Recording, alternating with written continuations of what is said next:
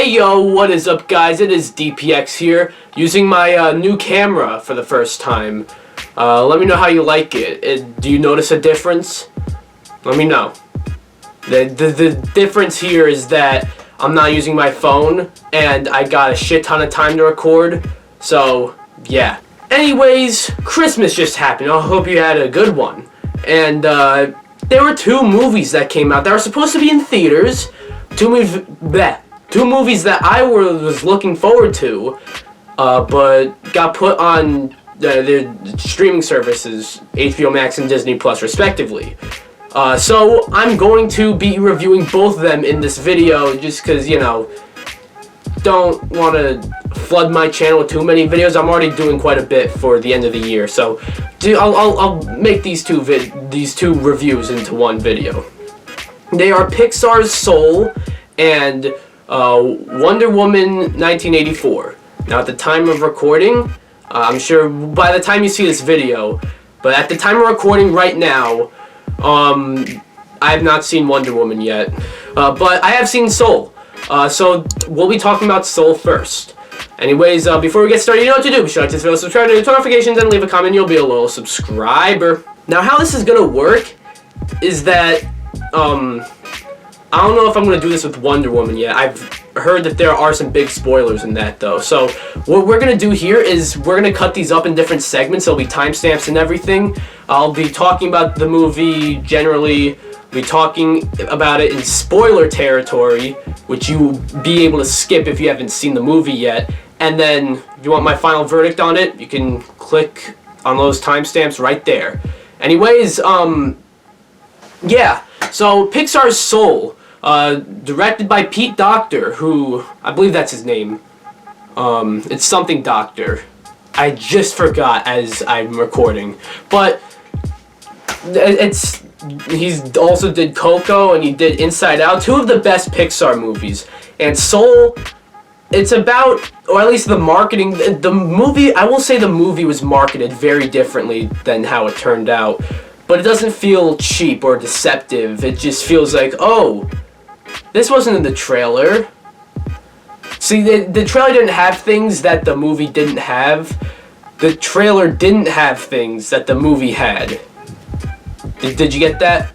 Anyways, basically, going into the movie, it's about, you know, a man named Joe Gardner, voiced by Jamie Foxx, who's the first ever African-American lead character in a Pixar film, so props. He falls down a sewer and dies, and, you know, kind of reflects on his life, you know? But it is that, but also not really. I'll try to talk about it a bit non-spoilery, but there are some big spoilers I'll have to get into later. But I do want to say, this movie, goddamn, it had heart. It's a Pixar movie, so of course it did. But like, the messaging was great. The messaging was basically, without spoiling anything, it was basically like, you know, live every moment, you know, live every minute of your dream. And it's, I mean, I'm sure, like, I don't know how to put this.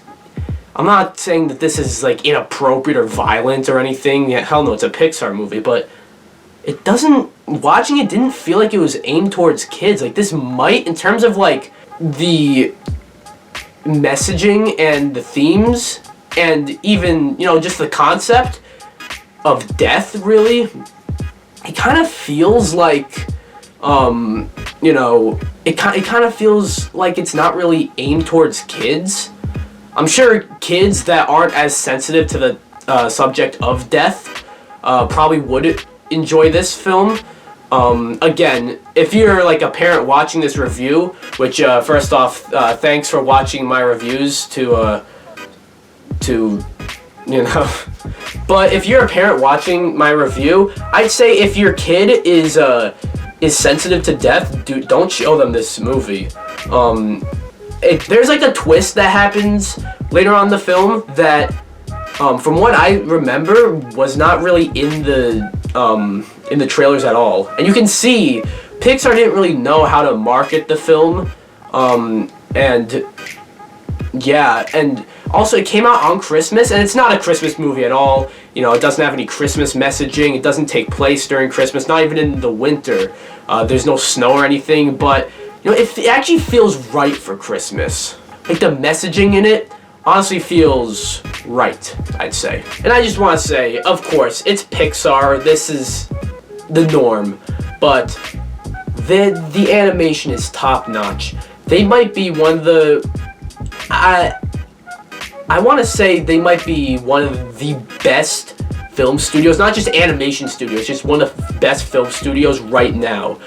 Like, people say that their track record recently has been 50-50, but no, fuck that. No, they've gotten a great track record. And this movie, I'm telling you, I mean, I would have loved to see this in the theater. I would have loved for this movie to make a lot more money.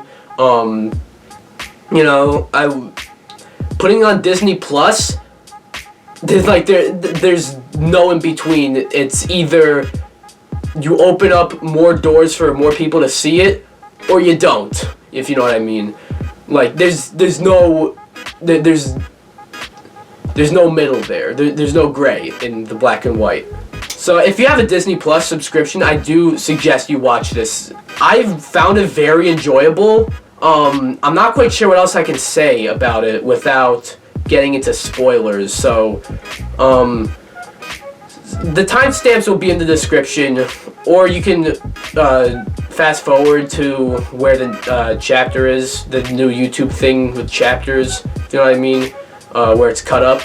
Because I need to talk about spoilers. Alright. Are you there? Are we good now? Okay. So there's a twist that happens like 40 minutes into the movie that I initially didn't like. And it seemed that a lot of other people, you know, I've heard other people who saw the film, they didn't like this twist either. And it's that, you know, Joe Gardner, he meets this other soul. Soul 22 is basically the name of the soul, played by Tina Fey. And, you know, they're sort of like an unlikely pairing, if you know what I mean. And later on, you know, Joe Gardner's trying to get his body back. He's trying to get back to Earth, into his own body. But then, they both get back to Earth when they shouldn't have been. There's like something going on. They shouldn't have been, you know, going back to Earth. And then, there's Joe Gardner, his body on on a hospital bed, and there's a cat there.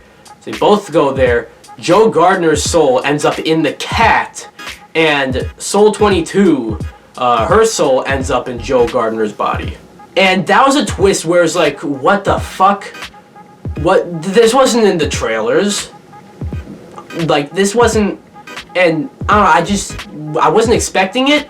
Maybe that's kind of why I didn't like it at first, but then later on, that's the bulk of the movie, and it is awesome. It's great. That's where you, like, learn, like, sort of what the movie's trying to say. Like, basically, Soul 22, I probably should have talked more about Soul 22 in the non-spoiler section. Sorry about that. But, Soul 22, you know, she's a soul that hasn't been really born yet, if you know what I mean? And she doesn't want to experience life. But once she does, and she's in a human body, she realizes how cool walking is, and how cool, you know, eating pizza is, you know?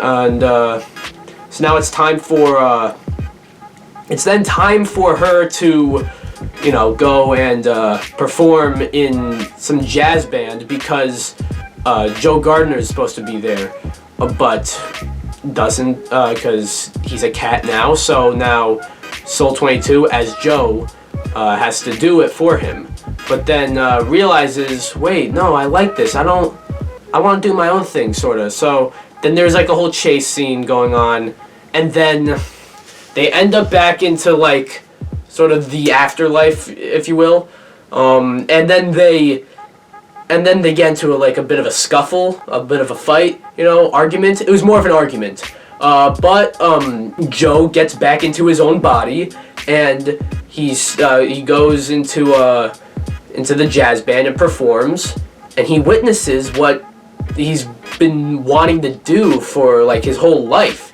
and it's like he witnesses it, and it's sort of like he sort of realizes like, wow, that was it.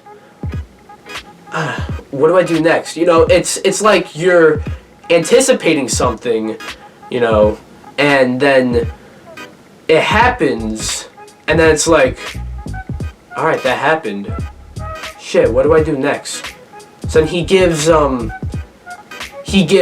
Soul 22 a second chance, lets her go back into Earth, but then the Guardians, the Jerrys, if you've seen the movie, which you should have if you're listening to the spoilers section, the Jerrys say that they like and are inspired by what Joe did. So they're giving him a second chance at life, and that was nice. It was a unique and, you know, ambitious, you know, twist on the usual Pixar formula.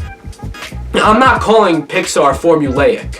I know that sort of just sounded like that, but like it had a different. The ending was very different from what a usual Pixar ending is. And the usual Pixar ending is fucking great. And like this was great. Oh, this was awesome. It might be one of my favorite Pixar endings. If we're talking specifically the ending, the note that the movie left you on, this might be one of my favorites. And yeah, I really liked it. In conclusion, Soul is definitely, maybe not, I wouldn't say top 5 Pixar movies, but definitely top 10. There's still like, I'd say all 4 Toy Story movies. Maybe not the second one, but the other 3. There's still Coco, Inside Out, Ratatouille, you know, Incredibles. There's still all that stuff that I think beat Soul. But Soul is definitely like, it's a Pixar movie and one of their most unique yet. And anyone who's a fan of Pixar, I think should see this movie. Is it my favorite film of the year? I mean, that's not a hard thing to accomplish because if you consider what came out this year. But there's some really good movies that came out this year. But is it my favorite of the year? I don't know. I think it might be top 5, honestly. I'm going to give Soul a 9.4 out of 10. That is a very specific number. You know, there was, again, it was just, I didn't really touch on many flaws. I guess some things were unexpected and like a bit risky. And I don't know, it just, I watched it and I didn't think it was a perfect movie, you know. It wouldn't feel right giving it a 10 out of 10. I never thought about doing that. I think, well, I don't know why it's at a 9.4 then. I think we can just give it a 9.5. It's a 9.5 out of 10. And like, honestly, I said top 5 favorite films of the year. It might be top 3. Is it number 1? I don't know. You'll find out soon. But yeah, that was my review for Soul. Now on to Wonder Woman. And I am back, everyone. It is the next day. I'm still wearing the sweatshirt because it is cold in here. Why am I in this room? Because of the green screen. In case you were wondering, I doubt you were. Anyways, now I've just seen Wonder Woman 1984. And, you know, directed by Patty Jenkins, who I think is a great director. And I really like the first Wonder Woman, which she also directed. She also wrote this movie, or at least co-wrote it, and also stars Gal Gadot as Wonder Woman, as well as Pedro Pascal, Kristen Wiig, and Chris Pine is back as Steve Trevor, which was definitely, you know, raised some questions, because, you know, he died in the first movie. Why is he back? I got a bunch of spoilery stuff to say. In fact, this review will probably be mostly spoilers, but I'll try to talk about it to the best of my ability without getting into spoilers, and then later on I'll get into spoilers. The timestamps will be everywhere. You know what to do. Alright, so Wonder Woman 1984. I was actually really excited for this one. It was probably like top 3 movies I was looking forward to the most this year. And it got delayed so many times, even before the pandemic. Like, it was supposed to originally come out like a year ago. Like, almost entirely like December of 2019. I could be wrong though, but still, it's long delayed. And this is sort of one of the movies where it would have been great in the theaters, but I mean, like, they gotta put it on HBO Max. I get that, alright? And the first thing I want to say though is Gal Gadot as Wonder Woman, great. There are many people that don't think she's the best actress. I think she does still need a bit of work, but as Wonder Woman, stellar, absolutely stellar. She's great in this role, and I honestly want to see more Gal Gadot as Wonder Woman. And Pedro Pascal is also really good. Performances, I gotta say, performances are really good. Pedro Pascal is another one that stood out to me, because he got a lot of screen time, obviously, but still. And he's also, Pedro Pascal is the villain of the movie, and he's a bit of a different villain that you see usually in these, superhero movies. He's not the big, like, powerful, evil machine. He has motivations. He's basically a businessman. He's like a businessman, alright? He doesn't fight. He doesn't have superpowers. He's not a giant galactic monster or anything. He's just basically a businessman that has motivations to do this one thing. And then when he gets to do this one thing, it ends up, ruining the world. Basically, the plot here is, there's this new stone that lets you get a wish if you wish for anything, pretty much. Just say you wish for it and you get it. Now, that was revealed in the trailers, and I was a bit worried about that. That sort of seemed like a bit of a weak, way to... That's just a weak plot, if you know what I mean. But it didn't bother me too much, or at least I do have issues with this film, quite a few of them, and they are bigger issues than that kind of stupid plot. That plot is really dumb, and it kind of feels like they ran out of ideas. I just watched this movie with my family because my family wanted to see it, and after that my brother was like, the plot kind of like shows how people are running out of ideas for superhero movies. And to be honest, no, I wouldn't say so, because just no. So the plot did, it was interesting, I will say, but dumb, alright? But that's not a big issue. One thing I was very worried about was Steve Trevor coming back, Chris Pine's character, who's great in the film, of course, but that wasn't the issue. He's a good actor, so I knew he was going to be good, but it was just, that was a big moment in the first one, and, a big character moment as well for Wonder Woman, or Diana, and so she kind of has to deal with that now. But they brought him back, and it sort of seems to undo what his death meant for the movie and the events in the movie, sort of, and that felt cheap. And then the whole plot of like wishing for stuff, it's like, all right, we know where this is going. She's gonna wish for Steve Trevor. He's gonna come back. But to be honest, like, the way they brought him back was exactly what you think. But he didn't feel like, he didn't like, it's not like, alright, I'm back, everyone, yeah, I'm here now. It's sort of like, it was good the way they brought him back. Like, in the first film, Wonder Woman was, or Diana, she was from Themyscira, and, like, she's you know, not at all familiar with how, like, the rest of the world is. She's on this little island, you know, so then she comes to, like, you know, the real world. She basically comes to Earth and meets Steve Trevor, and Diana's sort of the fish out of water in that movie. But now, Steve Trevor has been dead for like 60, 70 years, you know, and but now he's back. He was like a soldier during World War II, and now we're in the 80s. So now he's the fish out of water. And, you know, it's interesting. It's a good, like, sort of twist, if you know what I mean. And I did like that, and yeah. And the movie does have, like, sort of a similar tone to, you know, how, like, what you would expect from an 80s movie. Like, that mall scene that you've seen in the trailer, many people have criticized that scene, and I understand. It did kind of feel a bit weird. It felt like right from the 80s.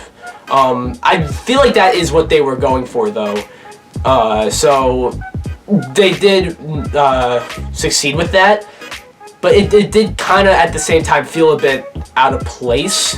Also, there's this whole sequence at the beginning where Diana is like a younger girl and in some race with other Amazonians, and it sort of went on for a bit too long. The length of the movie is something I'll have to talk about in a bit, but that sort of went on for too long and didn't really link to anything. I guess it kind of linked to the overall message of the movie, which is basically lies, like, you don't live a lie, pretty much. Be careful what you wish for. But, like, there is other, like, hints. There are other, like, hints to that message earlier on in the movie after that opening sequence. So that entire opening sequence was really pointless. You know, it was very unnecessary. Also, the CG is kind of distractingly bad at times. Like, it's not always bad. At times, it's really good. At times, it's really bad, though. Like, there's this one scene where, I don't want to give anything away, because this is linked to a spoiler, but if you know what I mean, if you've seen the movie, you'll know what I mean. Diana, Wonder Woman, she's, like, in the clouds. She's in the clouds, and you can see that it's just, she looks green screened onto, like, the clouds. It looks so noticeable. Also, when she's running, like, you've probably seen in those many, like, YouTube ads of this movie, where she's running and she kind of looks like little, that's kind of what is going on with her legs. It doesn't really look real. It looks a bit weird. There's a possibility that that this has to do with COVID, which is fine. But then again, these movies are usually like, they're like, I feel like they would have figured that out before they, like, a while ago. Alright? I feel like they would have figured that out a while ago. Alright, so I've talked about non-spoilers. Let's see. I think we're gonna talk about spoilers. Wait, no. I said I'll get into the length. The movie is 2.5 hours long. That's way too long. Even scenes that I liked, there are a few scenes that I liked, but they did go on for a bit too long. I feel I have a different opinion from everyone else. They said it did feel like 2.5 hours long at points. I wouldn't say if dragged. It didn't necessarily drag. In fact, it was a pretty fast-paced movie in my opinion, but there were still certain scenes that could have been left out that I know that didn't make any sense, but, like, there are good scenes, there are cool scenes that they could have left out. The opening sequence was still pretty cool, you know, the choreography and everything, You know, the cinematography, the set pieces there were great, but it was unnecessary.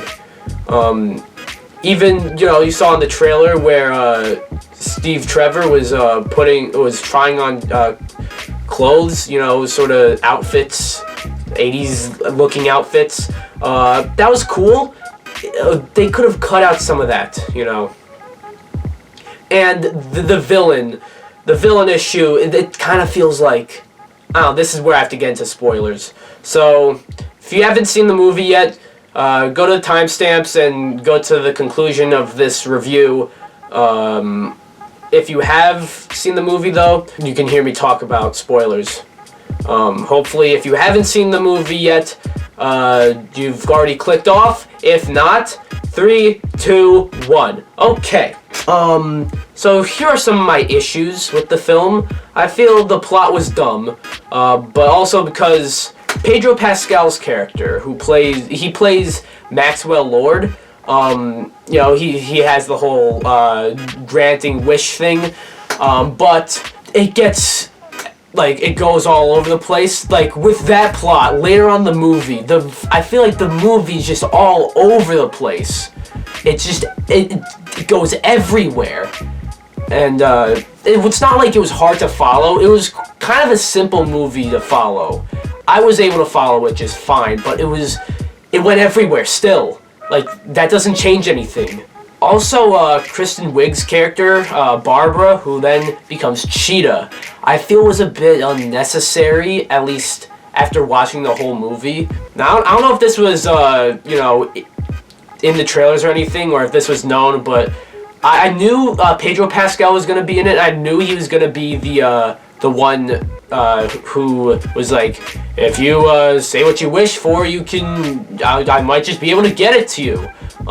You know, I knew that he was going to be that, or at least if I didn't know that, if that wasn't revealed, I was pretty sure that is where they were taking his character, but I didn't know he was the main villain going into the movie. But you know, there are a bunch of like signs pointing towards him being the main villain. So I thought Cheetah was gonna be the main villain, and you know, there is like build up for Cheetah. You know, Barbara is, I forgot her last name, but Barbara is, you know, this sort of dorky loser, awkward woman. You know, she can't like walk in heels correctly. You know, and she's when she drops all her papers in some hallway, no one fucking cares, doesn't help her out. And then she just wishes to not be a fucking loser, you know. She specifically wishes to be more like Diana, and then that happens. And so we get sort of the loser phase for Barbara, and then we get sort of like the more cool, sort of like, don't fuck with me side of Barbara. And I will say, like, some of the scenes with the don't fuck with me Barbara is pretty cool. But you see, she then later becomes Cheetah. She then, like, wishes to get, like, powers, like an apex predator. And then, literally, like, she becomes Cheetah. And I don't know, it kind of feels like you can't have a fight between Wonder Woman and Maxwell Lord, Pedro Pascal's character. It feels like they couldn't do that, so instead, we're going to have a fight between Wonder Woman and Cheetah. In the dark, at nighttime, and so we can't see it. We can't see, like, it's hard to see, and I'm pretty sure they did that to hide sort of the lackluster special effects, or the lackluster CG on Cheetah. Wonder Woman beats the shit out of Cheetah, and then goes to Maxwell Lord, tries to confront him, who, by the way, has already, like, destroyed the world by, you know, putting himself throughout, like, on, like, live TV all over the world, and telling everyone to, like, wish for something, and they all get it. And that goes a little bit too far. The world falls apart. But then Diana, like, connects her lasso of truth to the TV or the camera or whatever, and then as you, the audience member, think that she's trying to talk Pedro Pascal out of doing this whole wish thing, you then realize, and she admits this, she's talking to everyone else. She's like broadcasting herself onto everyone else, pretty much. So like you could have just had that, really. You could have just had that. You really didn't need Cheetah at all. She kind of feels like, I don't know, like earlier on, her inclusion actually felt cool. She felt like a cool inclusion in the movie, but like, I don't know, later on in the movie, by the end of the movie, she's just there, you know. She's secondary because we have Maxwell Lord, and by the end of the movie, like, we don't even really get a conclusion with her. We get a shot of her sort of like mouthing like, I resign my wish, which is what Diana gets everyone to do. We see her like mouthing that, and she loses her powers and everything. But that's it. We don't get anything for her. So I feel like she was a wasted she was like wasted in the movie almost. Like Kristen Wiig did a great job. You know, I gotta say the performances, like, there's nothing. I have no issues with the performances. But I feel like by the end of the movie, I at least realized that Cheetah was a little bit pointless. One thing I did like, though, was, I mentioned this earlier in the non-spoiler section, but touch on it a little more, Steve Trevor. Again, I thought he was just gonna be, like, sort of, yeah, he's here now. Like, I kind of thought the whole wish thing was just basically just an excuse to bring back Steve Trevor, and then also an excuse to give Cheetah her powers. But that was actually the main conflict of the movie. Steve Trevor was actually kind of a plot device, but kind of a good plot device. He realizes that in order for, like, the world is falling apart just because of all these wishes, and in order for, like, that to go back to normal, he needs to leave. He needs to die again. He realizes that, and then, like, convinces Diana that, like, look, in order to save the world, I can't still be here. And then Diana comes to terms with that and is like, alright. And he goes away. And then Diana takes back her wish. You know, and I was saying to myself while that happened, like, there's gonna be a twist here with the whole taking back the wishes thing. Steve Trevor's gonna be here by the end of the movie. No, he wasn't. So I think he was used pretty well in the film. And some of the stuff at the end where Maxwell Lord sees his son, some of that stuff went on for a bit too long. Even though it was good, you know, Maxwell Lord, he's kind of a villain that you kind of feel for at the end. So hopefully you've skipped through the spoilers, and yeah. Anyways, in conclusion, Wonder Woman 1984 was, I was hoping an improvement over the first one, but I still think the first one is better. There are definitely aspects to this one that I think are better than the first one. Like, the third act of the film, I thought was really cool. You know, the villain of the first one I thought was probably the weakest point of that movie. But the villain here, I thought, was definitely a high point. But it is marred, and it is still, you know, it's drawn back by many different, like, issues that are dumb, and many different things that are just, like, what's this? Why did you do this? Like, what was the point? And the plot is kind of dumb as well. It worked. It managed to work, but it's still kind of dumb. So in the end, I give Wonder Woman 1984 a 7.5 out of 10. Yeah, I was actually expecting to give this movie a higher score, but I don't know. It did kind of disappoint, but also not disappoint, if you know what I mean. It's not a bad movie by any means. In fact, if you like Wonder Woman, if you like the first one, and if you are interested in seeing this one, definitely watch this if you have HBO Max.